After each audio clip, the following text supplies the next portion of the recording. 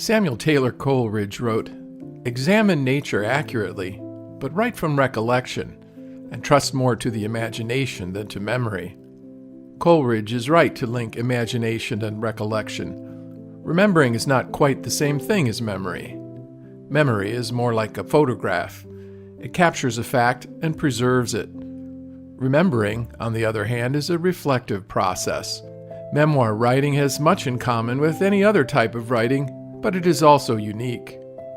It's tempting to link memoir with autobiography or maybe with history, but the truth is, memoir probably has more in common with a novel. Memoir differs from autobiography in its scope and its angle of vision. Autobiography usually takes the long look. The story unfolds in a linear fashion. This isn't always the case with memoir. The first line of my autobiography would probably begin, "I was born on August 22, 1953 in the city of Detroit, 14 years before the race riots and more than half a century before General Motors declared bankruptcy." But the first line of my memoir begins, "My friends and I are traveling down Church Street in procession, like pilgrims bound for Jerusalem." It could be the first paragraph of a novel, because I'm trying to do more than recount facts. I'm setting the stage for a story. Notice that it is a story that is already in progress. Memoir doesn't necessarily cover a person's entire lifespan. It might focus only on a segment, a career, a marriage, a year, a month. Joan Didion's memoir entitled The Year of Magical Thinking begins this way. Life changes fast. Life changes in the instant. You sit down to dinner, and life as you know it ends. It recounts the year that followed her husband's death. This kind of remembering is more of an art than a science. History and biography lean toward the scientific side of the spectrum. It is a record of facts. There is the illusion of objectivity, although few histories or biographies are truly objective. When writing history or biography, we pore over records. If we can, we interview people who were involved. We gather facts. With memoir, we descend into the vault of personal recollection. Many of our experiences are difficult to recall. In some cases, this is because they are so common. They're too mundane to worry about preserving. Was she wearing a blue dress or a green one? Were we dating or married? The answers to these questions are left to fade from memory, the way words fade from a newspaper that is read once and then cast to the side of the road.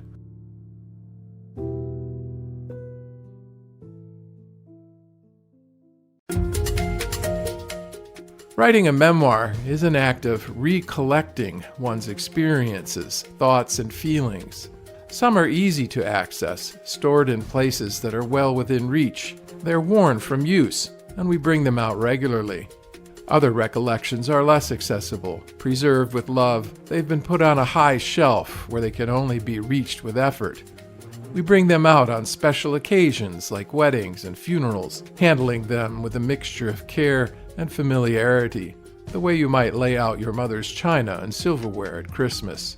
And then there are those remembrances buried deep within the crevices of the mind. We conjure them up from the shadowy places with great difficulty and often with pain. Like Christ at the tomb of Lazarus, we call them forth and unwrap them with care, trying not to notice the stink of the grave. But there is an additional challenge that comes with this. It's not just the challenge of recollection itself, but the even greater challenge of being truthful in that recollection. This is more than a matter of getting the facts right. One of the greatest struggles we have when writing a memoir comes from our temptation to be too self-protective. This protection takes two forms. On the one hand, we want to protect or shape our own image. We may try to project an ideal image onto our story. We write the best version of ourselves instead of the true version. Or we try to protect others by shaving some of the details. We write through a filter that softens the harsh light of the truth about others. In reality, this too is often a form of self-protection. Do I really want to tell the truth about what mother or father or friend was like? What if it portrays them in a bad light? They might get mad when they read it. They probably will get mad. A related problem is the temptation to improve the story as we write. We may embellish details because we think it will make a better impact, We're not trying to be dishonest. Maybe we project a more extreme version of ourselves into the story to make it more interesting. We make ourselves the hero, or perhaps even the villain, when in reality we were neither. But we know deep down that the portrait we have painted isn't real. There is a great temptation to improve the story when writing about ourselves.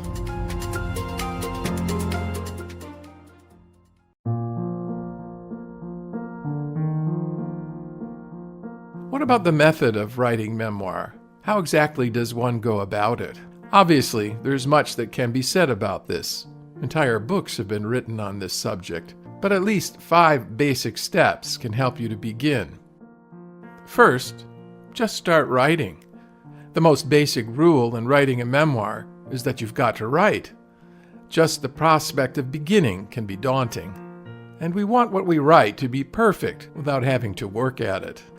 That's why Anne Lamott tells her students not to be afraid of writing crap and to just begin writing. Start with your childhood, she tells them. Plug your nose and jump in and write down all your memories as truthfully as you can. Don't try to be fancy, just try to be as clear and as honest as you can. Second, find your point of view. Because memoir has so much in common with fiction writing, many of the same methods apply. You have a plot, there are major and minor characters, there are description and dialogue, but at the center of it all, there is a point of view. This is an angle of vision. Are you trying to write as if you were looking through your own eyes at the time of the events? Or are you looking through those eyes as you are now? Are you observing from a distance and reporting about yourself, or are you writing from the past and projecting your voice into the future? Third, identify your theme. As you tell your own story, look for the thread that runs through it. Is there a metaphor or analogy that ties your experiences together for you? Is there some defining moment? There may be several threads. We often don't know what that theme is when we begin to write. It's something that we discover along the way. But once you find it, that theme becomes the organizing factor that ties together all the stories you tell about yourself. The theme is what gives cohesion to your memoir, so that it is more than a collection of random anecdotes. Fourth, write evocatively. Use the tools of language to draw the reader into your experience.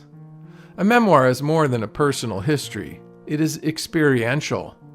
A memoir is an emotional history.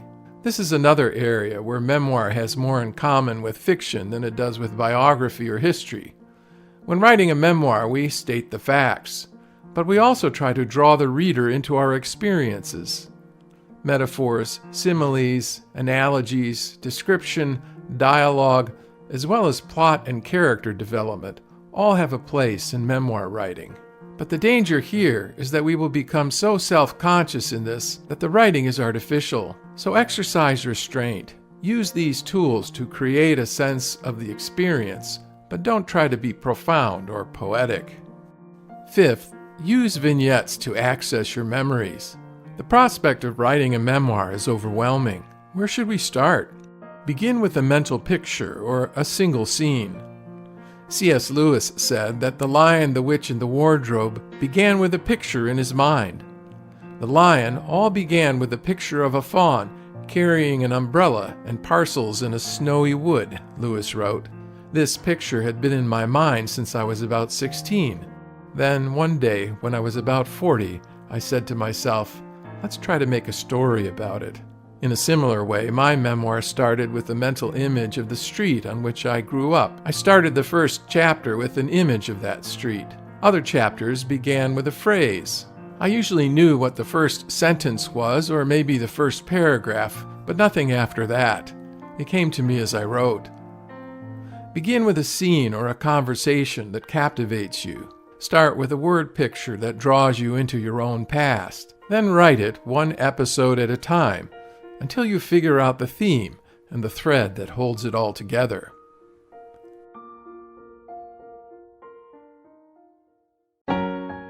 Memoir writing is a kind of excavation, and like all excavations, it involves discovery. Sometimes you uncover treasure.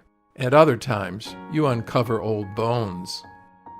When the field is your own life, the excavation process can be painful. I reached a point when I was writing my own memoir when I couldn't sleep at night because I felt so haunted by the past. There were moments of profound grief, but I was also surprised to find how much humor there was in some of my most painful memories. As my story came together scene by scene, I was amazed to see a hidden thread of grace running through all of it.